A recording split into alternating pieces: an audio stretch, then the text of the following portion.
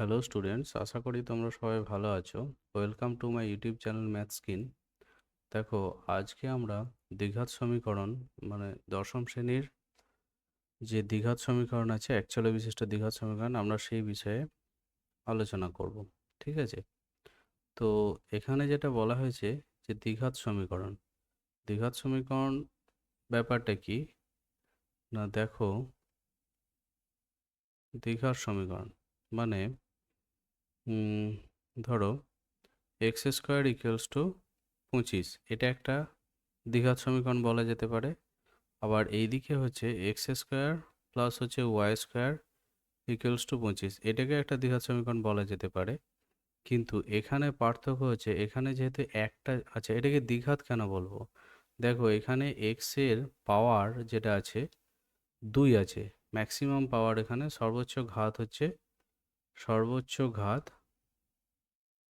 সমান 2 আছে। এখানেও দেখো এক্স এক্স যে চলরাশি তার সর্বোচ্চ ঘাত এখানে 2 আছে। আবার ওয়াইয়ের যে সর্বোচ্চ ঘাত সেটা হচ্ছে 2 আছে, ওয়াইয়ের যে সর্বোচ্চ ঘাত সেটাও 2 আছে।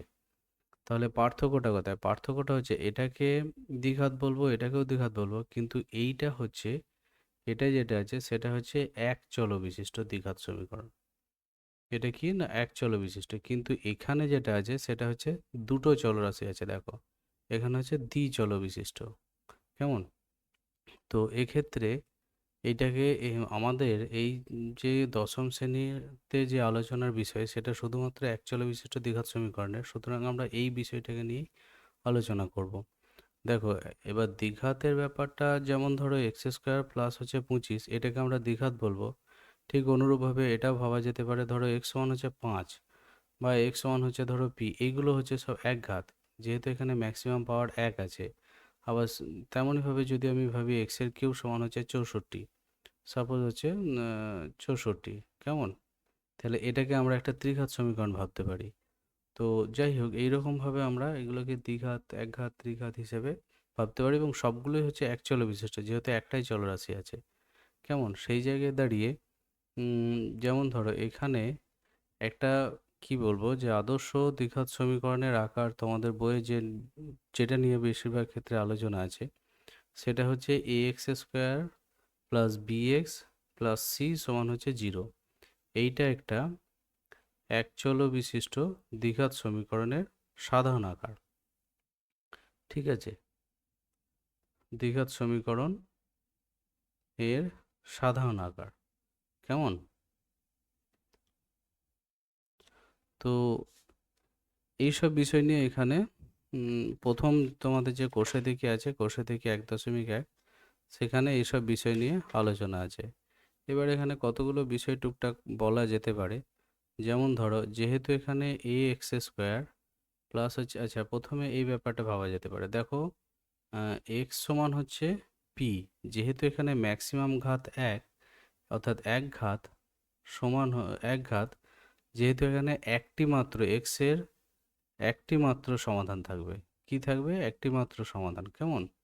কিন্তু যদি আমি বলি এক্স স্কোয়ার সমান ধরো পি স্কোয়ার, এখানে দেখো, এটা হচ্ছে দ্বিঘাত, ম্যাক্সিমাম পাওয়ার হচ্ছে দ্বিঘাত, তার মানে এর দুটি সমাধান থাকবে, দুটি সমাধান থাকবে। ঠিক আছে? আবার ধরো এক্স এর কিউব সমান হচ্ছে পি কিউব যদি হয়, তাহলে ত্রিঘাত, মানে এর তিনটি সমাধান থাকবে। কেমন? এই যে সমাধান এই দ্বিঘাত সমীকরণের ক্ষেত্রে সমাধান, বা এই জিনিসটাকে আমরা এখানে, বা তোমাদের বইয়ে যেটা আছে, এটাকে বলা হবে বীজ। অর্থাৎ দ্বিঘাত সমীকরণে বীজ বলতে কি, ধরো এ এক্স স্কোয়ার প্লাস হচ্ছে বি এক্স প্লাস সি সমান 0, এর একটি সমাধান হচ্ছে বা বীজ, ধরো আলফা, তাহলে আমরা এখান থেকে লিখতে পারি a alpha square b alpha plus c equals to 0। কেমন? তো এইগুলোকে আমরা মানে দ্বিঘাত সমীকরণে একটি বীজ যদি আলফা হয়, তাহলে এইরকমভাবে লেখা যেতে পারে। অর্থাৎ ওই আলফা বীজটি দ্বারা, অর্থাৎ ওই বীজ বা ওই সমাধান মানের জন্য ওই দ্বিঘাত সমীকরণটার বামপক্ষ ডানপক্ষ সমান হবে, অর্থাৎ দ্বিঘাত সমীকরণটাকে স্বতঃসিদ্ধ করবে। ঠিক আছে?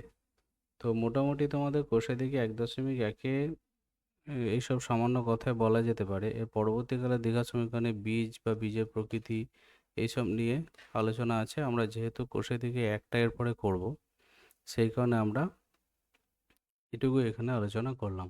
এর পরের কোষে দেখির আগে তোমাদেরকে পরের বিষয়ে আলোচনা জানিয়ে দেওয়া হবে। তো যাই হোক, পরের ভিডিওতে আমি কোষে দেখি 1.1-এর অঙ্কগুলো নিয়ে আলোচনা করব। আজকের এই ভিডিওতে শুধুমাত্র এটুকুই। ঠিক আছে, আমার ভিডিওটি ভালো লাগলে ভিডিওটিকে লাইক করে দিও আর চ্যানেলটিকে অবশ্যই সাবস্ক্রাইব করে দিও।